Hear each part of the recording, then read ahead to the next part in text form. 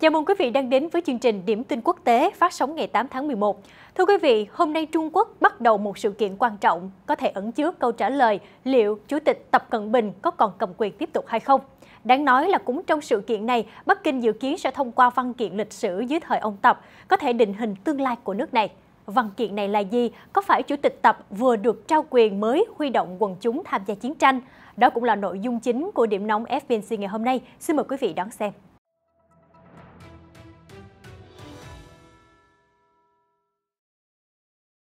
Hôm nay ngày 8 tháng 11, tại Đại lễ Đường Nhân dân ở thủ đô Bắc Kinh, hội nghị lần thứ 6 Ban chấp hành Trung ương Đảng của Trung Quốc bắt đầu ngày làm việc đầu tiên.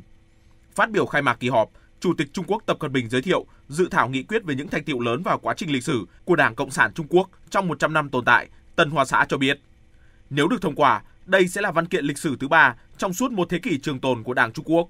Hai nhân vật trước đó từng thông qua nghị quyết lịch sử là cố Chủ tịch Mao Trạch Đông và Đặng Tiểu Bình. Theo New York Times, như hai văn kiện trước đây, nghị quyết lần này có khả năng củng cố vị thế của ông Tập như một nhà lãnh đạo tạo ra kỷ nguyên mới cho đất nước tỷ dân. Tờ báo cũng cho rằng, bằng cách đề cao ông Tập, nghị quyết lịch sử sẽ giữ vững quyền lực của ông trước Đại hội Đảng vào cuối năm tới, mở đường để ông Tập bước vào nhiệm kỳ lãnh đạo thêm 5 năm nữa. Mặt khác, dù bề ngoài văn kiện nói về lịch sử, nhưng nghị quyết của Ủy ban Trung ương thực tế là bản kinh thánh dành cho các quan chức. Nó sẽ định hình tương lai hệ thống chính trị và xã hội của Trung Quốc trong nhiều thập kỷ tới, theo tờ New York Times nhấn mạnh.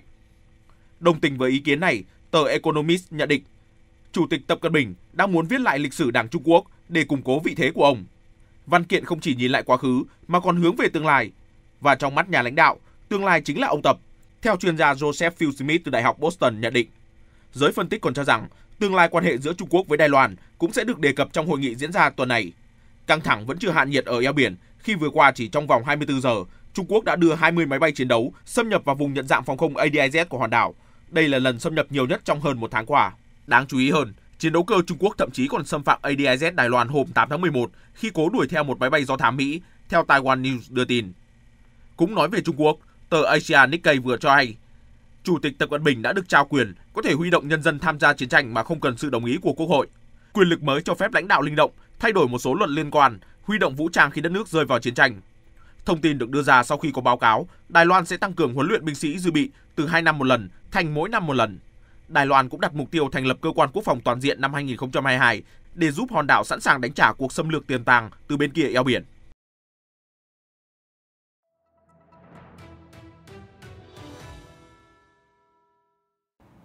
Cảm ơn quý vị đã giữ kênh.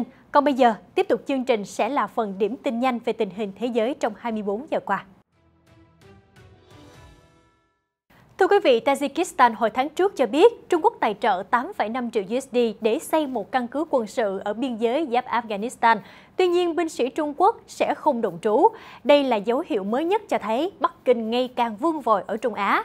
Vậy, vì sao Trung Quốc đổ tiền xây dựng căn cứ này? Xin mời quý vị theo dõi lại bản tin quốc tế phát sóng lúc 14 giờ 30 để biết thêm thông tin chi tiết. Theo Taipei Times, hiện tại thì Đài Loan đang phải đối mặt với chiến thuật xuyên tạc, lan truyền thông tin sai lệch về hòn đảo do Trung Quốc tiến hành.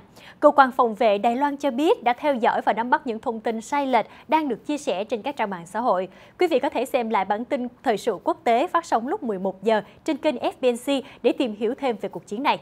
Liên quan cuộc đối đầu với Mỹ, Trung Quốc vừa qua thử nghiệm thành công dòng máy bay chiến đấu tân tiến Made in China J-20 sẵn sàng đương đầu với Washington trên mọi mặt trận. Tiêm kích tàng hình 2 chỗ ngồi J-20 là dòng máy bay chiến đấu hiện đại nhất của Trung Quốc hiện nay.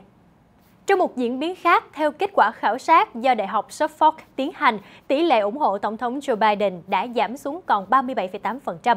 Đây là mức thấp kỷ lục kể từ khi ông Biden nhậm chức. Trong khi đó, thì Phó Tổng thống Kamala Harris cũng đã chỉ đạt được 27,8% tín nhiệm trong cuộc thăm dò công bố trên USA Today hôm 7 tháng 11. Thưa quý vị, các chiến hạm mang tên lửa dẫn đường của Mỹ và đồng minh NATO đã tiến vào Biển Đen. Bộ trưởng Quốc phòng Nga Sergei Shoigu hôm Chủ nhật cho rằng hành động này của phương Tây là muốn thách thức sức mạnh bảo vệ vùng biển và biên giới phía Nam của Nga. Vừa qua, Nga cũng diễn tập bảo vệ căn cứ hải quân trên bán đảo Crimea. Ngoài ra, Nga vừa lên tiếng ủng hộ những quan ngại của Trung Quốc về Hiệp ước An ninh ba bên AUKUS giữa Mỹ, Anh, Úc. Quan chức Nga cho rằng những lo ngại của Trung Quốc đối với thỏa thuận này là hoàn toàn chính đáng vì hoạt động của liên minh có liên quan đến lĩnh vực hạt nhân. Ở diễn biến khác, Vương quốc Anh đang có động thái siết chặt mối quan hệ thân thiết với các nước Đông Nam Á. Cụ thể, hôm ngày 7 tháng 11, Ngoại trưởng Anh Liz Truss bắt đầu chuyến công du kéo dài một tuần tới khu vực. Quốc gia đầu tiên bà đặt chân đến là Malaysia. Cũng tại châu Á, đài CNA mới đây cho hay một nhóm binh sĩ Hải quân Pháp đang giám sát mặt biển ở khu vực biển Hoàng Hải giữa Trung Quốc với bán đảo Triều Tiên. Lực lượng này đang tìm kiếm dấu hiệu các tàu chở hàng hóa trái phép tiến về Triều Tiên.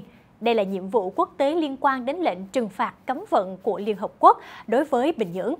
Một số tin nóng khác, sau khi thoát khỏi vụ ám sát bằng máy bay không người lái chứa chất nổ xảy ra vào sáng sớm Chủ nhật ngày 7 tháng 11, Thủ tướng Iraq đã là Mustafa al-Kahimi đã công khai tuyên bố rằng chính quyền nước này biết tên của những kẻ đã thực hiện vụ tấn công nhằm vào ông và thề rằng những kẻ đó sẽ bị bắt trong tương lai gần. Vừa qua, chính quyền Palestine đã lên tiếng chỉ trích việc Israel bác bỏ kế hoạch của Mỹ mở lại lãnh sự quán tại Jerusalem, cung cấp các dịch vụ lãnh sự cho người Palestine tại thành phố này. Theo Bộ Ngoại giao Palestine, việc mở lại lãnh sự quán nằm trong cam kết của cộng đồng quốc tế. Xin được chuyển sang một số thông tin xã hội thời sự nóng nhất. Thưa quý vị, mới đây 2 trường đại học nổi tiếng tại New York đã phải sơ tán hàng chục ngàn sinh viên vào hôm Chủ nhật ngày 7 tháng 11 sau khi nhận được lời đe dọa rằng bom mìn đang được đặt bên trong một số tòa nhà. Theo Reuters, đó là Đại học Columbia và Đại học Cornell. Trước đó thì Đại học Yale ở New Haven cũng đã nhận được những lời đe dọa tương tự. Cũng tại Mỹ, hôm nay, nước này đã chính thức mở cửa biên giới trên bộ và trên không với du khách nước ngoài đã tiêm chủng đủ và chấm dứt 20 tháng hạn chế đi lại, khiến nhiều gia đình không được đoàn tụ và du lịch bị đình trệ trong suốt một thời gian dài. Tuy nhiên, việc nhập cảnh vào Mỹ sẽ được giám sát chặt chẽ. Theo một nguồn tin độc quyền từ công ty bảo mật Palo Alto Networks chia sẻ với CNN, các tin tặc nước ngoài bị tình nghi đã xâm nhập vào chính tổ chức trong nhiều lĩnh vực, từ quốc phòng, năng lượng, chăm sóc sức khỏe, công nghệ, giáo dục và ít nhất một trong những tổ chức đó ở Mỹ. Đáng chú ý, nguồn tin cho biết một số chiến thuật và công cụ của những kẻ tấn công trùng lặp với những chiến thuật và công cụ được sử dụng bởi một nhóm hacker của Trung Quốc bị nghi ngờ. Vừa qua, một cuộc thăm dò trên Twitter vào ngày 7 tháng 11 cho thấy 57,9% số người được hỏi rằng giám đốc điều hành Tesla Elon Musk nên bán 10% cổ phiếu Tesla. Cuộc bình chọn đã thu hút hơn 3,5 triệu lượt người tham gia. Trước đó, thì ông Elon Musk đã tweet rằng ông ấy sẽ bán 10% cổ phiếu của mình nếu người dùng chấp thuận đề xuất này. Tại Trung Quốc, hiện tượng thời tiết La Nina đã mang tuyết đến sớm và khiến nhiệt độ giảm sâu ở miền Bắc nước này. Cơ quan khí tượng Trung Quốc vào hôm thứ Sáu cũng đã cảnh báo đợt không khí lạnh và bão tuyết có thể gây ảnh hưởng tiêu cực đến nguồn cung cấp năng lượng, nông nghiệp và cơ sở giao thông. Giữa lúc đó, Trung Quốc đang tăng tốc tiêm chủng vaccine ngừa Covid-19 cho trẻ em từ 3 đến 11 tuổi khi đợt bùng phát dịch mới đây đã lan rộng 44 thành phố thuộc 20 tỉnh. Chuyên gia y tế kêu gọi đẩy nhanh tiêm phòng và tiêm liều bổ sung để sớm đạt được miễn dịch cộng đồng hiệu quả. Cần phải đẩy nhanh hơn mối hiểm họa kép từ thời tiết mùa đông lạnh giá và biến chủng Delta siêu lây nhiễm. Cũng liên quan đến vaccine, theo Reuters, vừa qua, Costa Rica đã trở thành quốc gia đầu tiên trên thế giới bắt buộc tiêm vaccine COVID-19 cho trẻ em với độ tuổi từ 5 đến 11. Việc bắt buộc tiêm chủng này sẽ bắt đầu vào tháng 3 năm 2022. Tại Ấn Độ, Chennai, trung tâm công nghiệp và thương mại lớn thứ 3 ở Ấn Độ, đang lâm vào khó khăn khi mưa lớn kéo dài khắp vùng ven biển phía Nam. Nhiều vùng bị ngập nghiêm trọng trong ngày 7 tháng 11. Giới chức đã phát cảnh báo và sơ tán người dân ở vùng trũng. Một số thông tin về không gian vũ trụ. Theo The Guardian, các phi hành gia NASA phải đóng biển trên hành trình từ trạm vũ trụ quốc tế trở về nhà vào hôm Chủ nhật vì toilet đã bị hỏng trên phi thuyền SpaceX. Họ sẽ trải qua hành trình 20 giờ bên trong tàu vũ trụ, dự kiến sẽ đáp xuống trái đất vào sáng thứ Hai hôm nay theo giờ Mỹ. Tối hôm qua ngày 7 tháng 11, phi hành gia Trung Quốc của tàu vũ trụ Thần Châu 13 đã có chuyến đi bộ ngoài không gian lần đầu tiên. Đáng chú ý, chuyến du hành này cũng là lần đầu tiên Trung Quốc đưa một người phụ nữ ra ngoài không gian. Cụ thể, 2 trong 3 phi hành gia là Trác Chí Cương và Vương Á Bình đã rời khỏi mô đun lõi trạm vũ trụ Thiên Hòa và có một chuyến đi bộ ngoài không gian kéo dài 6 tiếng rưỡi. Xin được chuyển sang một số thông tin kinh tế. Thưa quý vị, cựu CEO của Google, ông Eric Schmidt mới đây cho biết ông cảm thấy lo ngại về con đường mà Facebook đã và đang đi, nhất là sau khi một số liệu rò rỉ trong thời gian qua đã tiết lộ nhiều bí mật về gã khổng lồ mạng xã hội này. Quý vị có thể đón xem bản tin Thời sự hôm nay phát sóng lúc 21 giờ trên kênh FBNC để biết thêm thông tin chi tiết. Mới đây, Thái Lan và Lào đã đồng ý hợp tác cùng nhau phát triển về cơ sở hạ tầng cơ bản nhằm kết nối tốt hơn giữa hai nước, nhất là về giao thông vận tải. Theo đó, hai nước này sẽ xây dựng cây cầu thứ 5 nối Thái Lan và Lào đi qua hai tỉnh Bhuencan và Bolik Khamsay. Sau đó sẽ là cây cầu thứ 6 nối tỉnh Ubon Ratchathani ở Thái Lan và tỉnh Salavan của Lào. Chính phủ Campuchia mới đây cho biết, trong tháng 10, họ đã thông qua 12 dự án đầu tư nội địa lẫn từ nước ngoài với tổng giá trị hơn 112 triệu đô la.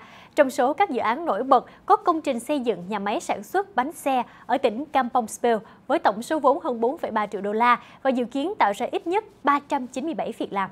Bộ trưởng Tài chính Israel Avigdor Lieberman mới đây thông báo nước này sẽ cho phép nhiều người lao động Palestine tới làm việc. Cụ thể thì họ sẽ tiếp tục nhận thêm 8.500 lao động trong các ngành sản xuất hàng hóa, 3.200 lao động đến từ các khu công nghiệp Atarot và khoảng 500 lao động làm việc trong lĩnh vực công nghệ cao. Quý vị vừa theo dõi điểm tin nhanh về tình hình thế giới trong vòng 24 giờ qua. Còn bây giờ, từ khóa đáng chú ý trong ngày với hơn 200.000 lượt tìm kiếm là New York City Marathon 2021. Sáng ngày 7 tháng 11 theo giờ Mỹ, giải New York City Marathon lần thứ 50 đã được tổ chức sau khi bị hủy bỏ vào năm ngoái vì dịch bệnh. Đây được coi là một trong 6 giải chạy lớn nhất hành tinh. Sự kiện thu hút sự tham gia của hơn 30.000 vận động viên tranh tài trên đảo Staten. Kết quả chung cuộc, Perez Chepchirchir, nữ vận động viên Kenya, đã giành chức vô địch một cách thuyết phục với thời gian 2 tiếng 22 phút 39 giây. Ngoài cuộc thi chạy cự ly hơn 42.000 km, thì vừa qua cô còn giành được huy chương vàng Olympic Tokyo 2020. Quý vị đang theo dõi điểm tin quốc tế. Trước khi kết thúc bản tin ngày hôm nay, hãy cùng gặp gỡ một cô gái người Italy với những thử thách mới nhìn thoáng qua thì chúng ta đã thấy hồi hộp. Một môn thể thao chắc hẳn không dành cho những người yếu tim. Xin mời quý vị sẽ cùng theo dõi đoạn clip ngắn sau đây.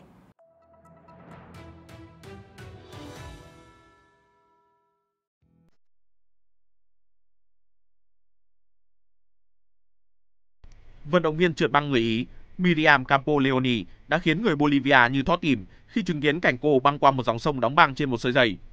Trong những tháng gần đây, cô Miriam liên tục thách thức bản thân với môn đi thăng bằng trên giày. Cho đến nay, cô còn chinh phục những địa điểm mạo hiểm khác như tòa nhà chọc trời ở La Paz và dãy núi Andean của quốc gia Nam Mỹ.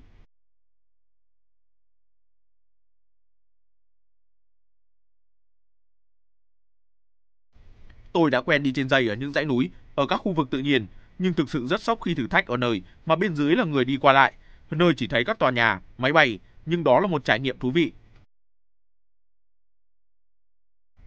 Vào tháng 9, Miriam đã băng qua hồ Chachacomani đóng băng ở độ cao hơn 5.200 m ở vùng Andean.